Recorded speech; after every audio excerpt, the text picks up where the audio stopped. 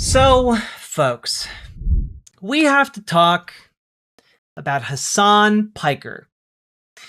Many of you might be aware of him. Hassan. All right? He's an up-and-coming streamer who does a lot of left-wing content. And, generally, I think he's pretty all right. Hot take. I think he's pretty all right. Okay? Is he smaller than you now? No, he's not. He's physically larger, and his channel is much larger than mine. However, it is worth talking about him because he's currently the target of essentially the entire centrist media politics apparatus of the Democratic Party. And it is wild to see. I wanted to start out with this clip because recently Hasan went to Cuba. He went to go to Cuba to, talk with people who are living there under the blockade of, oil has not been getting through, though a Russian oil tanker was able to unload oil in the country for the first time in quite some time. But there's been a crackdown by the US on Cuba to try and influence the Cuban people to rise up and overthrow the Cuban government. Basically, all of the right-wing people that you might expect, PragerU, Daily Wire, etc., they're all salivating over the attempt by primarily Marco Rubio to try and end the Cuban regime. And Hasan went there to talk with people to see what was happening there because, again, most people in the United States just don't get that window into Cuban life, what it is like to essentially be blockaded by the United States for decades upon decades in an effort to try and do regime change in your country. He also then went on CNN afterwards. And let's just take a look at that interview on CNN. Hasan Piker is one of the biggest social media influencers and political commentators in the world with millions of followers online. He just returned from a visit to Cuba, where he saw conditions on the ground firsthand. Hasan Piker, welcome to The Story Is for the first time. Thanks for being here. Thank you for having me. Paint us a picture of what it's like on the ground. What'd you see? When I first landed in Cuba, I was taken aback by how beautiful everything was. You got the 1950s cars and it's a tropical island destination. But very quickly thereafter, as soon as we got into Havana, the main city area where people congregate, I couldn't believe the sights that I was seeing. It was very sad. You had homes that looked like they were bombed out. Our tour guide at the time said that this was somewhat of a product of hurricane season and how difficult it is to repair these buildings. And I already had known about the rolling blackouts, and I experienced them later in the day. And it was definitely unlike anything I've ever experienced before. Everything's pitch black. There aren't any traffic lights on. It's crazy, right? But I was taken aback. I was very sad by all the poverty that I saw, and then I was very angry. It was actually Ben Rhodes who told me that I would get very sad when I first went to Obama foreign policy advisor. Former Obama foreign policy advisor Ben Rhodes, who was formative in the previous normalization agreement with Cuba that Barack Obama had orchestrated, and he was right. It was very sad to see, but then it was very angering. It was very anger-inducing because I felt like there was a lot of potential on this island that we were just robbing the people of, and it's totally cruel and totally unnecessary. And it was part of the reason why I went to Cuba, because I've heard a lot about, Cuban organizing, the Cuban government. I'd read a lot about it. Sure. I knew about the island's history of developing sovereignty, but I'd also heard about this blockade, right? And I wanted to figure out exactly how this blockade was harming people directly, and in many ways that are indirect, because the blockade itself is designed to be invisible. Yeah, I mean, it is essentially a long-term effort that people in the United States don't really see Not that much media is allowed to go to Cuba. And not only that, we've been doing the blockade for so long, people just don't really think about what it would be like to not have it anymore. Cuba has been denied resources, denied the ability to conduct international trade for a very, very long time. It is sad, like there's no reason they shouldn't be flourishing. None at all. And a lot of this is by design so that the United States has a nearby neighbor that, the neoliberal establishment can point to and look and say, look, their country is failing because they are not neoliberal. They are not like us. They are different because they are explicitly socialist in their, at least they claim the label of socialism. That's just kind of a lie. Not even kind of, it's just a lie, right? It's a comforting lie used for propaganda purposes to basically say, hey, don't become a socialist. Don't even relate to anything remotely close to that, otherwise we will crush you. It is also done because there are not insignificant amount of expats living in the United States.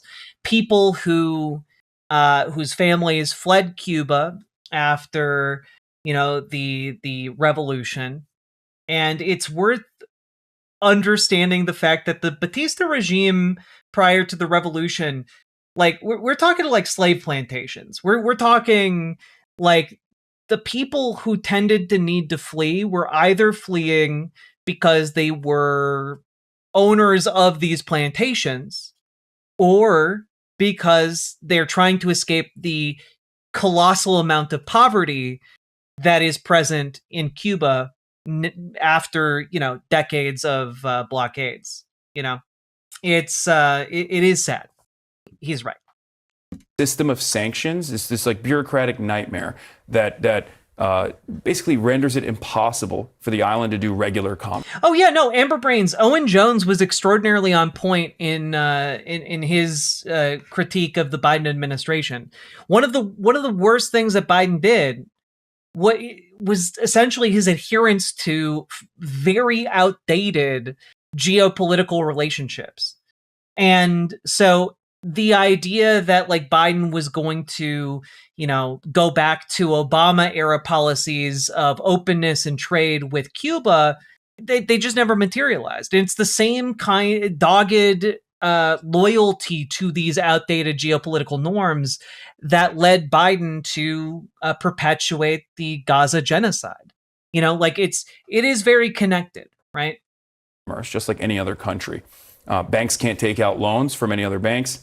And you, as an American citizen, as a matter of fact, have a lot of restrictions on what you can and can't do, both on the island or if you wanted to even send money. If you have relatives on the island, it's a very difficult process to like directly send cash payments to your relatives as well. It's totally unnecessary. These rules are so arbitrary, and yet they're so damaging to everyone, to everyday Cuban existence. What were you most? And like this is another really big point, because oftentimes Americans who go to Cuba for tourism are only allowed to go to certain hotels.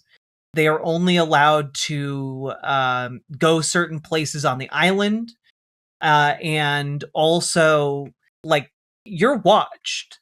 Like if you go there, you are monitored by the U.S. government, and it's just worth noting that like there is an attempt to build up wealth in, nominally US aligned businesses in Cuba, where Americans who do manage to go there are allowed to go. But it's a short list, Surprised by actually seeing it up close and personal? I was surprised by the resilience. I was surprised by the fact that people, in spite of all these struggles, were still surviving. Right? They had a relatively chill attitude about everything, which was somewhat shocking to me because I feel like I'm a much more high intensity person. But I was also really impressed with the accomplishments that they've made in places like biomedical in the biomedical field. What do you think is at this point the biggest need? Because we hear like the New York Times reporting about the fact that the power goes off in the hospitals and like. Also worth noting here, CNN did not upload this to their main channel. This was uploaded to Alex Michelson's channel. CNN did not want to spread this interview around. There is a deliberate effort to bury this particular back and forth. Babies are having to, be hand pumped to keep them alive in certain situations. I mean, what do you think is the greatest need? It's oil on the ground. 100%. And it's actually totally legal for Cuba to trade with other countries. It's just that America makes it impossible. So what is a necessity is for the grid to come back alive. And for that to happen, they need to get oil. And I believe there's a Russian tanker that just docked in Havana as of this morning, if I'm not mistaken, with 730. But by the way, a second tanker has set course for Cuba. Again, a second Russian tanker. 30,000 barrels of oil, which will provide much needed respite and will allow the Cuban energy grid to survive. They'll still ration it heavily, but this way medicine can be transported on the island. I want to give you a chance to respond to two criticisms of this trip that have gotten widely reported. The New York Times sort of called you out for the fact that you all stayed in a nice hotel that was very luxurious compared to a lot of what the people on the island are dealing with every day. What's your response to the allegations of hypocrisy there? Yeah, I thought it was very interesting as well. So we went on a humanitarian aid mission with foreign dignitaries, delegates, advocates, activists, journalists, and the like. It was around 200, 300, 400 people. I'm not exactly sure on the number, but the American government has placed, and this was fascinating to me, we had to get an OFAC clearance from the Treasury Department just to go, right? Yeah. And the American government has actually created these incredible restrictions that only allow American citizens to stay in four hotels on the island. There are thousands of hotels on the island, but we can only stay in 4. And if I don't stay in a hotel, and these are 5-star hotels, according to the American government, if I don't stay in one of those hotels, I could go to prison for 10 years and have to pay a $250,000 fine. Wow. I'm an American citizen. Yeah. It's so totally ridiculous. I've never seen anything like it. And real quickly, there are a lot of people that are watching this, especially places like South Florida, that feel like the regime is repressive, that it's been a terrible regime, that it's killed people, and that what you're doing is propping them up. What do you say to that? Well, and that's the thing, Brutus Magnuson, right? American geopolitical cruelty, American geopolitical malice, like what is directed towards Cuba, like what is currently being directed towards Iran, it leaves open geopolitical and ideological room for countries like Russia and China to expand their global influence, right? And that's exactly what's happening. The strengthening of these bonds is entirely self-inflicted by the United States. In a way, the United States right now is acting as the best friend of every enemy of the imperialist regime in America. It's crazy. It's like the geopolitical equivalent of watching somebody shoot themselves in the foot several times and then look at you with a smug grin on their face and be like, huh, that's right, you want some of this? And it's just like, what are you talking about? Go to the hospital. I just don't want babies to die. I don't want people to suffer. I think that the difference in opinion as far as like how Cuba governs itself. Don't Russia and Cuba already get along though? Yes, but in the case of Russia sending aid to Cuba, it's the United States that is aiding Russia to get through the blockade with their oil to go to Cuba, right? So like it's actually emblematic of the fact that like the US-Russia arrangement is, breaking down, but it's being broken down by essentially acts of corruption. It's not a good thing the way it is happening. But it is good that the people of Cuba are going to be getting oil to, transport medicine around the island. is up to the Cuban population. I just want, as an American citizen, to stop putting our hand on the scale in this incredibly violent way, because the results are unbelievably violent. Collective punishment is a war crime after all, and there is no other way to look at what we've done, especially as Trump has basically said the quiet part out loud and restricted all oil from going into the island. It's impossible to ignore. Yes, it is. And according to what he's saying, it sounds like this Off topic, what do you think about the Jaden Ivey situation? I have no idea what that is. story is not going away anytime soon. Hasan Piker, thank you for sharing your views. Great to see you. Thank you for having me. This is a very nice and cordial interview, right? About to play for you a less cordial coverage of Hassan from one Jake Tapper. Piker might not be a household name, at least among adults, but ask your kids. His new role as a midterm surrogate for some Democrats is proof that his political influence is expanding far beyond the streaming platform Twitch, where he has taken up residence. He is, without question, an online influencer with nearly 3 million followers. His rise as a prominent voice on the left is now driving a wedge between Democrats, and for good reason. Hasan Piker's past and present is checkered with controversial, if not outrageous, if not... He's a midterm surrogate, Gabergy. Don't question it. Don't question it. But I do want you to question, where did Jake Tapper get his talking points? I wonder. Bigoted state comments like this one. America deserved 9/11, dude. F it. I'm saying it. We totally put it on ourselves, dude. Holy shit. The ultra-Orthodox Jews leaving Israel, hilarious. Okay? If they serve in the military and then they get their untrained, inbred asses shipped into southern Lebanon, again, very funny. You know, it's Hasan Piker calling Orthodox Jews inbred. Piker has also posted comments such as these, where he unequivocally sides with Hamas, calling them the lesser of two Israels compared to the lesser of two evils. The Freudian slip of lesser of two Israels is wild to me. Oh my God. That 9/11 clip is going to haunt him till the day he dies. They're going to play it at his funeral. Compared to the government of Israel. Piker has since apologized for... Yeah, Hassan does call all right-wing people inbred. Not necessarily the best look. But I do think Jake Tapper calling it the lesser of two Israels is very funny. His comments on 9/11, but he stood by the rest. He's accusing others of taking him out of context. In a Wall Street Journal op-ed, the leaders of the Democratic think tank Third Way write, quote, Mr. Piker... Oh, interesting. Hey, Jake Tapper, real quick. You know, you're referencing Third Way here. Just conveniently... Third Way calls on Dr. Abdul El-Sayed to say if he aligns with Hasan Piker's anti-American and anti-Semitic views. And, what's this? Third Way sent a letter to Abdul El-Sayed specifically mentioning America deserved 9/11, the comment about ultra-Orthodox Jews. And, that's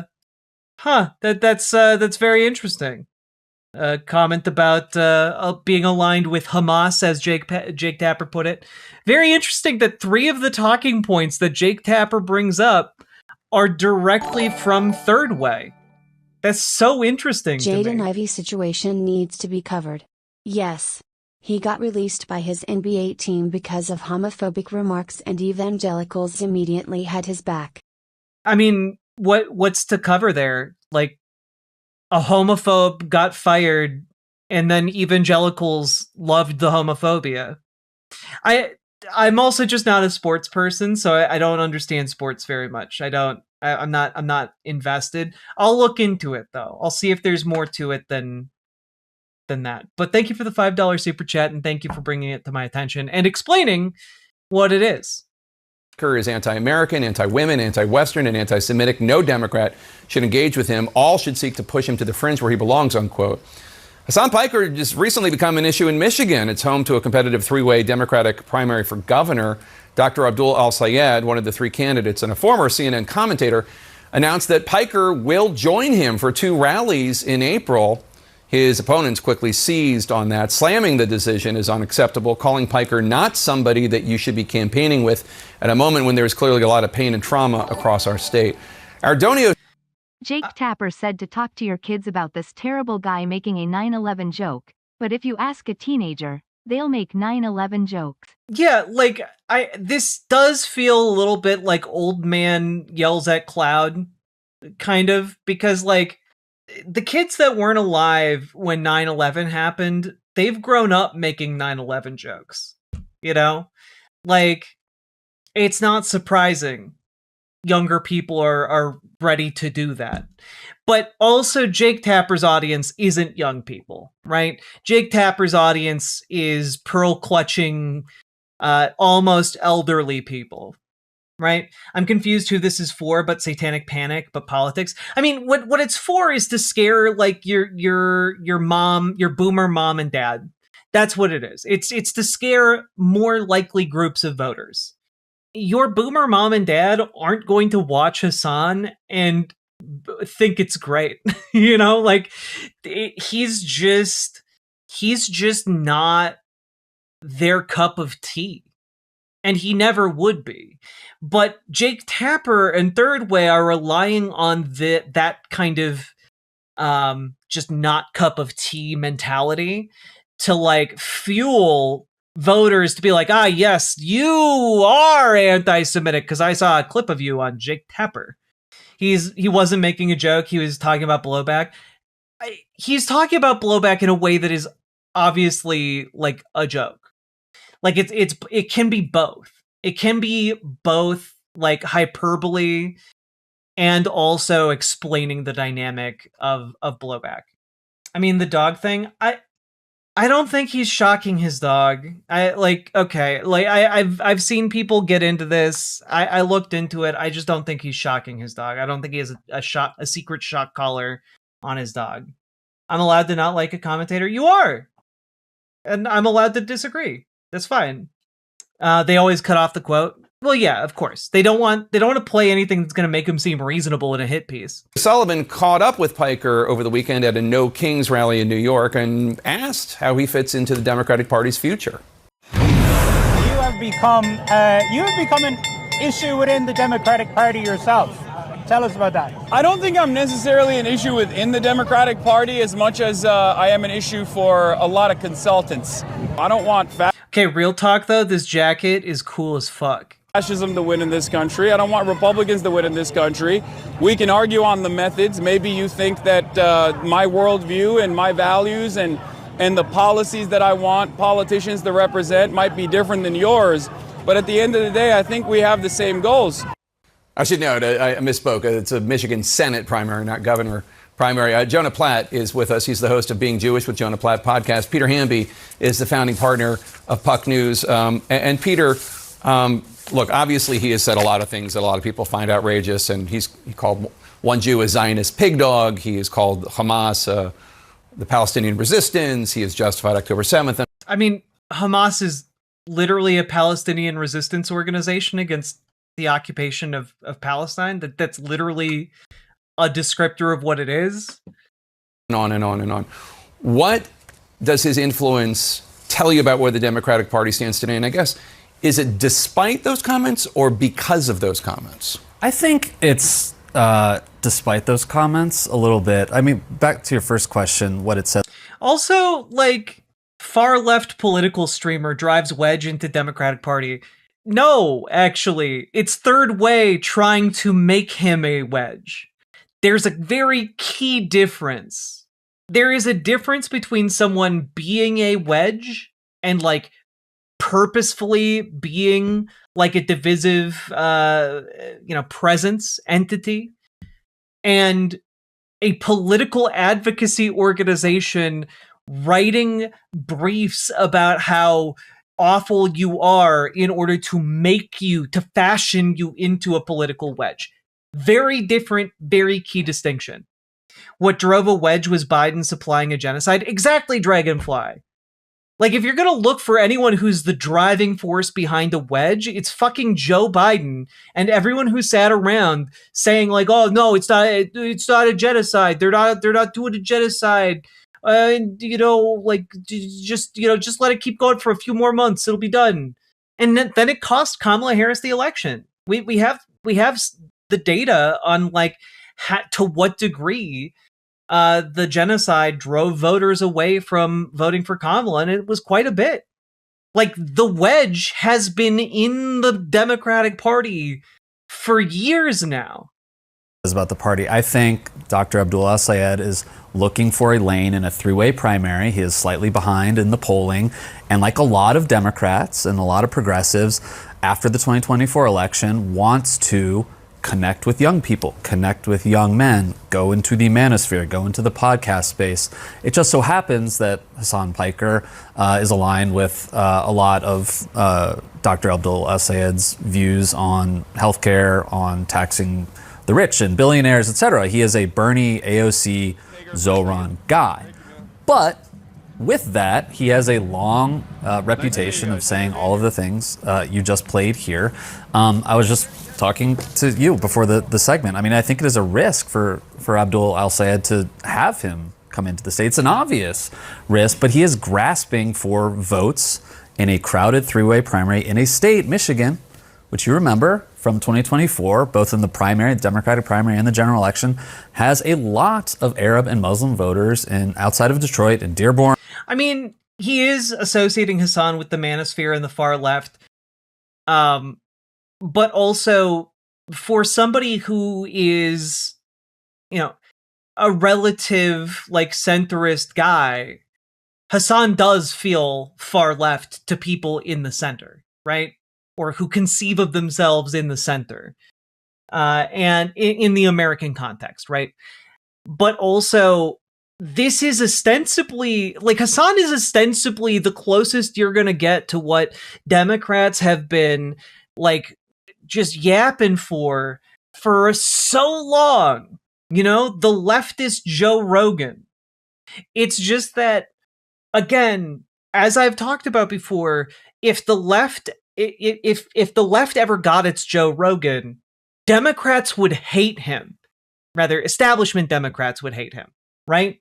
Because Joe Rogan just kind of like is a dumb guy who's highly influenceable and who just kind of says whatever.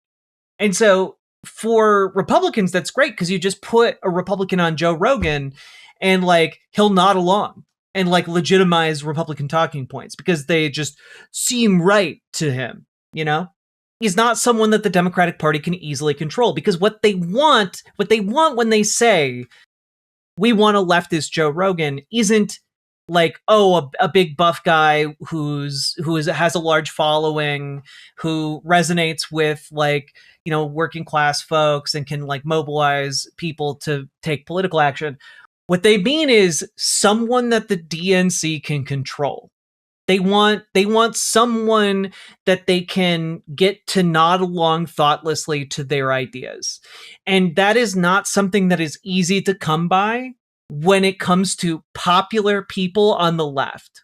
Yeah, and like I don't agree with Hassan on everything either.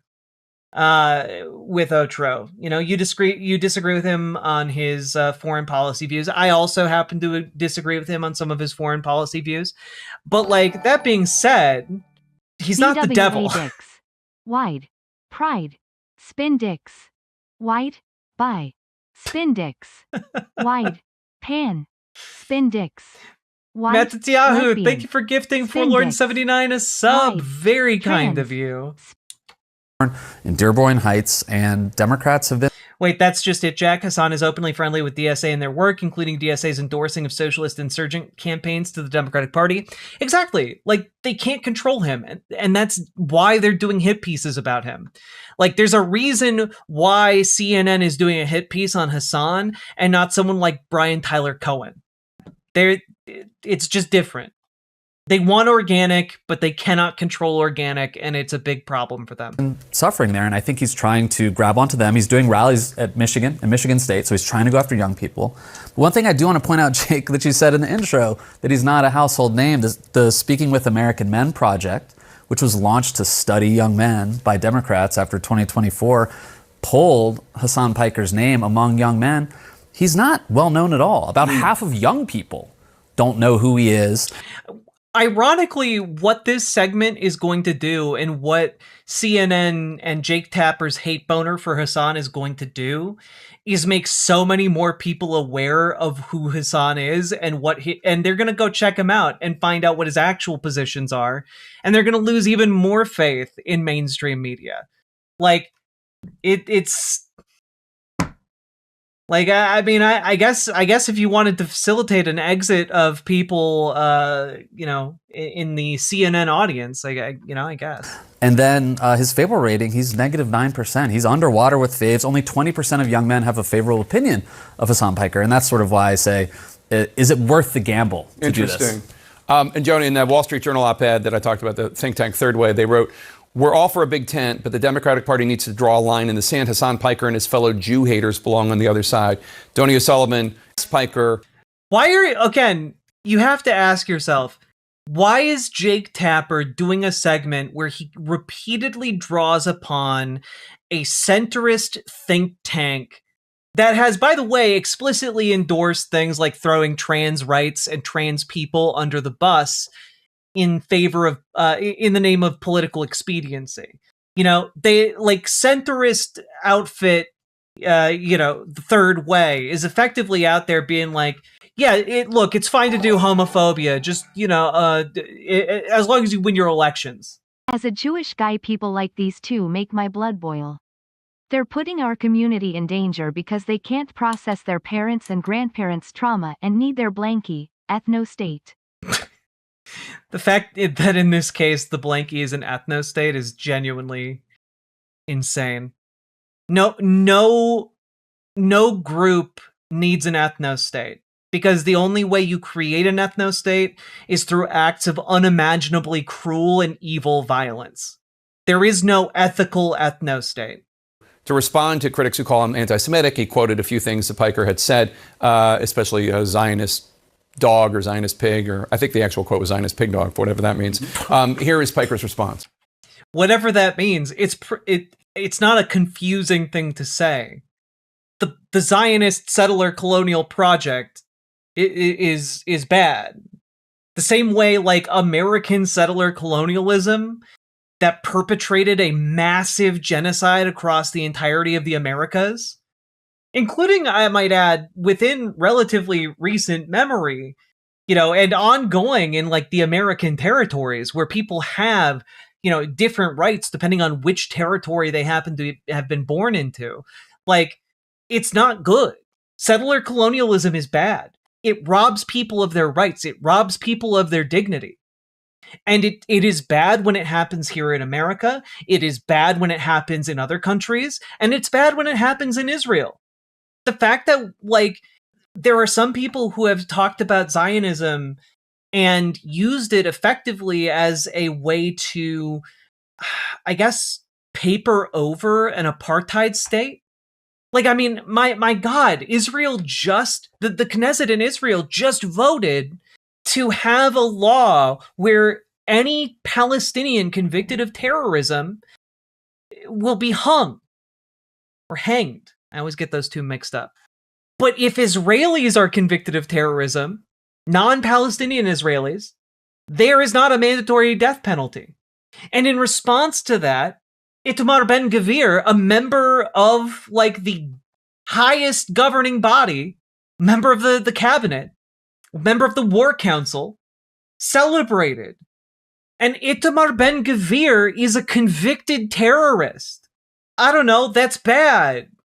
And people who are supporting the apartheid state of Israel, people who are supporting the growth of the settlements, which, by the way, when you say you're a Zionist, you are aligning yourself with the illegal settlements that have year over year pushed Palestinians off of their lands, pushed borders further and further with the support of the Israeli military, because that is the explicit goal of Zionism. It is to expand Israel's territory. It is what they are currently engaged in right now with their expansionist activities into Lebanon. There's a fucking massive ground war going on, expanding into Lebanon. Like, it is, I think maybe when you have that view of it, where people who are openly claiming allegiance to this expansionist idea that is killing thousands of people as we speak, perpetrating ethnic cleansing. There was just a piece in the New York Times the other day we covered about how the Israel's expansion into southern Lebanon is coming with explicit orders to ethnically cleanse the entirety of southern Lebanon of Shiite Muslims. And that order is coming from the Israeli military. That is also part of the Zionist expansion of Israel. A streamer calling someone a Zionist pig dog for being in favor of that expanding apartheid system that is perpetrating genocide. It's not that difficult to figure out why someone might be called both a pig and a dog over supporting such an ideology. I don't know. It seems pretty obvious to me.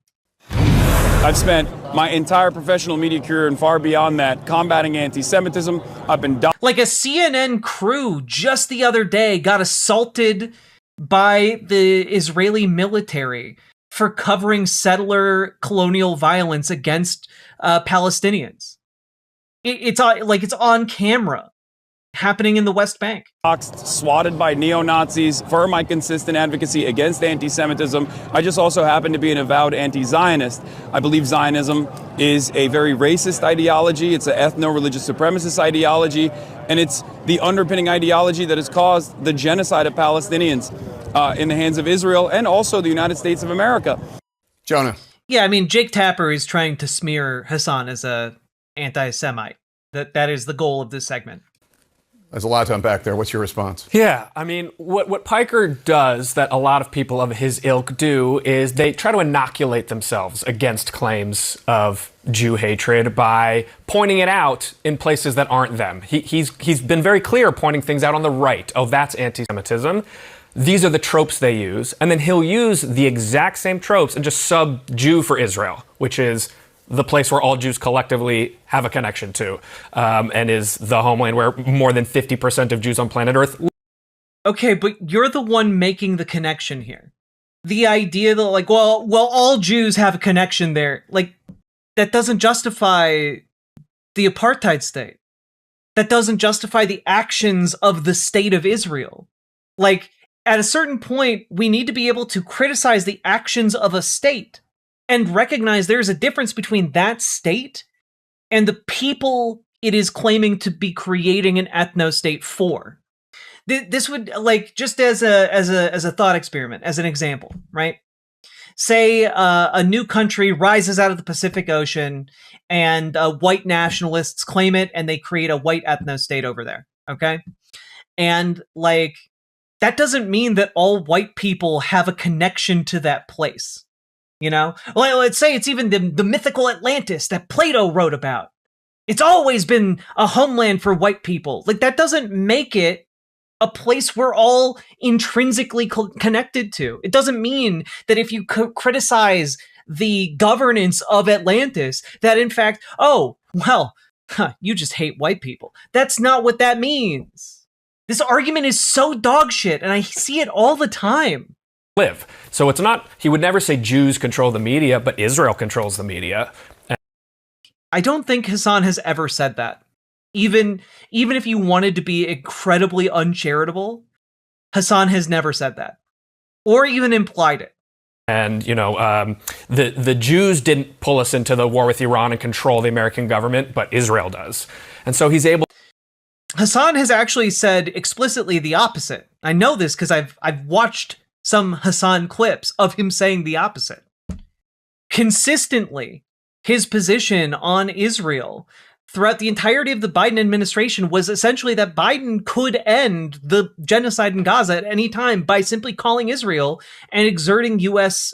Political influence. Biden didn't, and it was one of the biggest failures of his administration, right? He is in fact doing the opposite of implying that the state of Israel is secretly controlling the United States. This Jonah guy just wants to force the viewer to believe that Israel equals Jews. I mean, that is what he is explicitly arguing right now, yes. To sort of get away with some of this stuff in these subtle ways, when really his impact is just as harmful as any out-and-out anti-Semite. Just, he's got a different name. Is it? frankly, I just think that this is kind of an evil argument to make. Like, there is no honest way to make this argument unless you are deeply deluded and deeply, deeply on board with the settler colonial project that Israel has engaged in. And he comes from a different wing of politics. It's interesting. Politico asked a bunch of Democratic politicians running for president or who might run for president if they would ever do his podcast.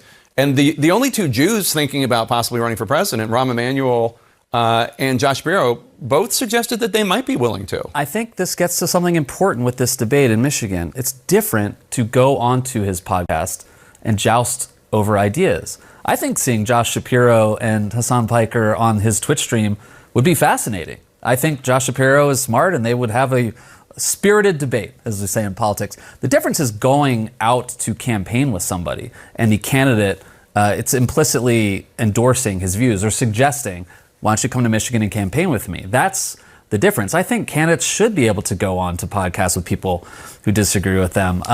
But yeah, man, I love that these guys are like, whoa, being on stage with someone, that's a step too far. But going on their podcast and talking about them in glowing terms, that's fine. That's A-okay. And I know you got to say that because, you know, you got your Gavin Newsom having Charlie Kirk on his show. You got your Gavin Newsom having like a whole who's who of conservative shitheels on his show. You know, just talking about how his children love that conservatism. Also, yeah, Rahm Emanuel is absolutely dog shit as a candidate. He's only being put in there as like so that like conservative think tanks like Third Way can have wet dreams about like a fucking Republican being in office again, but under the D label. I mean, the politics of Israel heading into 2028 are going to be fast. Yeah, this Gavin Newsom had Steve Bannon on his podcast. Steve Bannon, the guy who was literally fucking Sieg Heiling last year. You're already seeing tons of Democrats kind of come out against AIPAC, right, but also defending Israel. Gavin Newsom obviously had to walk back, calling Israel an apartheid state. The other thing that's a factor here, the more Democrats engage with influencers heading into 2028, they're going to have to confront some views, things they might have said in the past. Quick one sentence final thoughts on this. You worried about? Also, I'm just curious, does every politician have to like denounce any of the past statements that, like, I don't know, Jake Tapper may have made? Like, if they go and talk with Jake Tapper, do they have to denounce, like, every statement that is wrong and stupid that Jake Tapper has ever made on air? I don't think so. About the direction of the Democratic Party? I'm worried. I agree that they should be able to debate, but they have to come in clear-eyed and know that they're there to debate and push back on these bad ideas, not to get it chummy and have a fun conversation. Thanks so much for being here. Great. What a great time to be in LA to have you both in studio. Really amazing. Thanks, Jay. The U.S. Army. Anyway, I did just want to point out here that we're talking about Third Way. And if you might remember, last year, I also talked about Third Way having a retreat that was attended by several different prominent Democratic politicians. And it was their 2025 comeback retreat. And I believe we've also confirmed that Gavin Newsom was one of those politicians. So Gavin Newsom kowtowing to Third Way is not unexpected. But yeah, in early February 2025, Third Way gathered a group of highly experienced and passionate political professionals over 1.5 days to begin to chart the Democratic comeback. As part of this retreat, attendees participated in breakout sessions to deliberate on why Democrats are struggling with working class voters around cultural issues, the nature of the economic trust gap with this critical group, and ideas for how to address both problems. Takeaways on why Democrats have a cultural disconnect with the working class. Overemphasis on identity politics is the number one thing. Many working class voters feel Democrats prioritize niche identity-based groups with overbroad unifying messages, making them feel excluded rather than included. For Third Way, this was trans people. This was trans people. This was related to, at the time, back in February of 2025, if you guys remember, the entire Democratic Party specifically more conservative members of the Democratic Party, people like Seth Moulton, etc., were going around on the news talking about how, they didn't want their girls playing with boys in school on the sports teams, because they saw like the Harris is for they them ad, the famous Trump ad that Democrats had like a full-on meltdown about because they thought it was so effective, right? And so the number one takeaway here was just trans people are bad. We need to get rid of the emphasis on trans people. When again, Kamala Harris didn't say transgender one time during her entire campaign. She didn't talk about trans people one time during her campaign. 2, the faculty lounge problem. Democrats are often viewed as judgmental, out of touch, and dismissive of those without elite education or progressive views. This makes the party seem disconnected from everyday people. Okay, so we need to be open-minded, and also we need to be dumb, and also we need to be we need to get rid of those progressive views. If you have too many progressive views, you're out of touch with working class people. Failure to prioritize economic concerns. While voters struggle with jobs, wages, inflation, Democrats are seen as more focused on cultural and social issues rather than on economic progress and opportunity. Kamala's for they, them. Well, yeah, no, Seth Moulton has come around because he's an opportunist. He is still at heart a conservative Democrat, but he is one that is capable of recalibrating and reading the political wind, Weak messaging and communication. The party's language is often vague, politically incorrect, and overly intellectual, making it hard for working class voters to connect with Democratic policies. I just want to say, the way this entire document and this entire organization talks down to working class people is disgusting to me. Oh, the Democratic Party is using words too big, must use small words for worker to understand. Jake Tapper, you're just going to blindly regurgitate this organization's talking points? Fear of dissent within the party. Democrats are perceived as intolerant of internal debate, where questioning progressive orthodoxy results in backlash rather than open discussion. Candidates and operatives need to feel more comfortable just saying no to activist groups and unpalatable far-left ideas. It's really strange to me how Third Way has all these talking points, ostensibly a way of going not left, not right, but a third middle way. It's weird how so many of these talking points are about the problems of adopting progressive left-wing ideas and how you need to be stupider. You need to be stupider and less progressive and left, but nothing about being less conservative. Weird how that works, huh?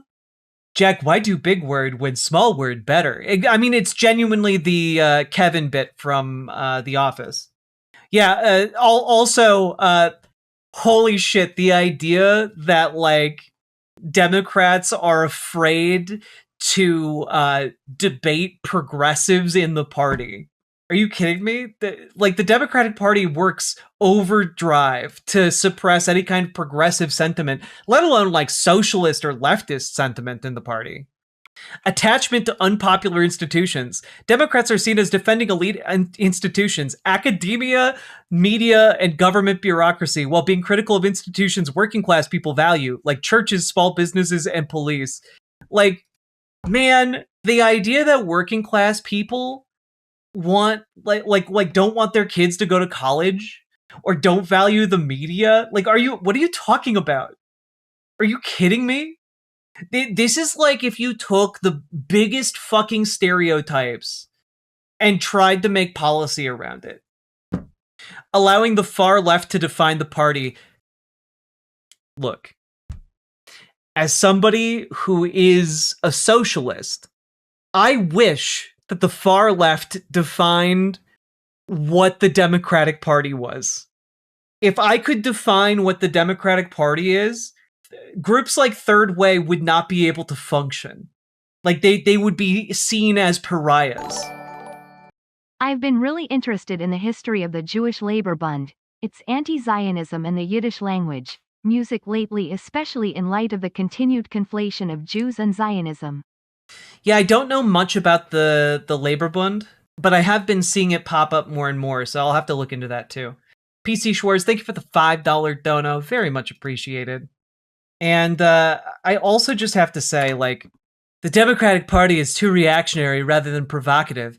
Democrats often let Republicans set the terms of cultural debates instead of clearly defining their own positions in a way that resonates with voters. Because Democrats, by and large, have been content to be in defensive cultural positions for a very long time. Like, there's probably no better position, no better example of this than on abortion rights. Democrats had the option to formally protect abortion under Obama, and they didn't. They didn't because they wanted to use it as a political football in the 2016 election. Full stop. Right? Like, they wanted to be in that defensive posture. They wanted to be reactive because being reactive takes less work than being proactive. Being proactive means you have to chart a vision for a better future, and that's hard when you want things to stay the same, maintain the status quo, and make those big dollary dues from your biggest donors. Over-reliance on buzzwords and political correctness. Terms like pregnant people. Oh, okay, we got an Anna Kasparian writer here. And Latinx alienate working-class voters who see them as out of touch with real-world terms and vocabulary. I'm sorry, but the idea that Latinx and pregnant people lost Democrats the election is laughable. This is affected maybe 0.5% of Democrats. And when I say affected, I just mean they've encountered it, right? Like in the wild, not on like Fox News or whatever. They've just encountered it in the wild. Guess what? People do not give a fuck about that if you are offering them something like Medicare for all. If you have the option between a world where you have Medicare for all, but sometimes doctors talk about pregnant people, or a world where you don't have Medicare for all, and doctors never talk about pregnant people, then like 99.9% of people are going to choose the Medicare for all world because they want that fucking healthcare. God, it's so stupid. Lack of a positive national identity message. Democrats focus too much on America's flaws, racism, sexism, and inequality without acknowledging the country's progress and potential, making them seem pessimistic and unpatriotic. Takeaways on why Democrats are not trusted by the working class on the economy. Because Democrats are seen as vilifying wealth. This is all so fucking stupid. I can't. I'm done with this. There's a segment on my channel where we went through a bunch of this from last year. Dig it up and look at that if you want to. But like, it's so dumb and so lazy. And this is what Jake Tapper is using to fuel his persecution of Hassan, and by extension, the far left. Anyone who claims the label of socialist, anyone who claims to be against the genocide in Gaza, against the expansionist war into Lebanon. It's very, very awful. And I do have to say, shout out to Zateo. Okay, Zateo over here doing incredibly good work. And you know what? One of the few mainstream publications not even mainstream, independent publications that I would recommend you support is Zateo. Zateo's been crushing it under Mehdi Hasan. They've been onboarding so many talented writers and journalists, and they are one of the few organizations out there correctly calling out what Third Way is trying to do here with Hassan. The campaign against Hasan Piker is about crushing the left. Third Way, which is funded by billionaires and corporate interests, has been quite open about its broader goal and ongoing campaign to marginalize the left. Quote, "We will be the chief opponent of the left in the 2028 Democratic presidential primary," the organization's president, John Cohen, recently pledged. Asked to define the kind of lefty candidates Third Way doesn't like, he pinpointed politicians who, quote, are for Medicare for all, the Green New Deal, abolishing ICE, and open borders. Cohen told the New York Times that Third Way will probably spend $30 million to $50 million towards this campaign over the next few years. We're talking like a big money organization. This is not like a small little, just a bunch of little birthday boys. This is a fucking conservative op. And Jake Tapper is complicit with it. Likely because he's trying to angle for a better primetime slot for his show as we get closer to CNN being taken over by the Ellisons. Okay? Zateo's doing good work out here. And I will say that I think Third Way is fighting a losing battle. Okay? I think Third Way is fighting a losing battle. And I wanted to end this on some good news. Okay? The reason I think Third Way is fighting a losing battle is specifically because of this story that crossed me today. New York polls are full of warnings for Chuck Schumer. This piece from Axios is great.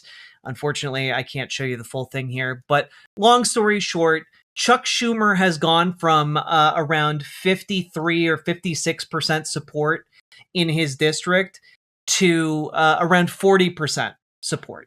Like, in just the last few months here. Chuck Schumer is losing his grip on the Baileys. He's losing his fucking imaginary constituents. That's how bad things are going for Chuck Schumer. And Chuck Schumer is basically Third Way's wet dream of a political candidate. Like, Chuck Schumer is out there being a centrist as humanly possible, supporting, the Iran war. He is out there dragging his feet when it comes to any kind of meaningful check on Republican power in Congress. And it's frankly just embarrassing. It's embarrassing to the point that, like, he's polling like Trump is, but in his own district. It's crazy. But he's got the TikTok. I mean, he is posting on the TikTok, but I don't think it's enough to save him. I don't think it's enough to save him. And I want to point out that he's up for re-election in 2028. If his trajectory continues, he is not going to be reelected, let alone maintain his role as like the leader of the Dems in the Senate. It is not a good sign for Third Way when Chuck Schumer is slipping in the polls. Okay? Chuck Schumer is why we need AOC to run for Senate. I put a video up the other day. I think she is going to run for president. I think she's going to run for president. I don't know who's going to run against Schumer in 2028. Maybe we'll see, maybe we'll see one of the New York City up and comers. But like, I think that she's going to run for president, and I do think that whoever runs against Chuck, he's not going to be speaker for the Democrats, or majority leader for the Democrats. NYC DSA needs to endorse her as well. She just got their endorsement the other day. She went to a digital town hall for New York City DSA the other day and got endorsed. And also formally pledged to New York City DSA that she would not vote for any kind of arms for Israel, including Iron Dome munitions. Yep, for real. Talked about it the other day. Hopefully they can give Hakeem Jeffries the boot. As far as I know, Hakeem Jeffries is doing still pretty okay in his district. But we'll have to see. Do you like AOC's chances? AOC is the only candidate who is more popular than Kamala Harris in potential 2028 runs. So I think she has a pretty good shot. Also, Pat C. Lucas, thank you for the gifted membership. Very much appreciated. But yeah, folks, we're starting to look ahead a little bit. And granted, we are not going to get any formal announcements for who's going to be running for president until like February of next year. But it's on the horizon now, especially with midterms not that far away. We're 3 months into the year now. We're looking at like, another 5 months and we're going to be at election time. So, we'll have to see. But if you want to be ready to help candidates, if you want to be ready to help ensure that leftist progressive candidates are able to beat the lobbying money of Third Way and the other groups like it. You got to start organizing now. You got to start, embedding yourself in your local Democratic meetings. You got to start organizing with your local DSA. You got to start showing up. 95% of organizing is showing up to the meetings, okay? And those meetings can happen once a month, once every other week. Like, just start showing up, okay? You can make a huge difference if you just show up, and if you are consistent, if you prove yourself to be reliable, if you become known by the people who go to these meetings and in turn know them. Like, that is how we build up our organizing capacity. And those ties, they are the bedrock upon which our movement is built. Go to the meetings and organize. Okay, folks? So if you need help taking your first steps on that journey, because I know it can be really intimidating, consider joining our Discord and reaching out to Gamergy for help getting started with your DSA. Reach out to Dragonfly for help getting started with your local Dems. We have chats in our Discord where you can participate and talk about organizing in DSA or organizing with your local Dems. We also have some private Signal chats that you can join as well. Again, just talk to Gamergy or Dragonfly about those.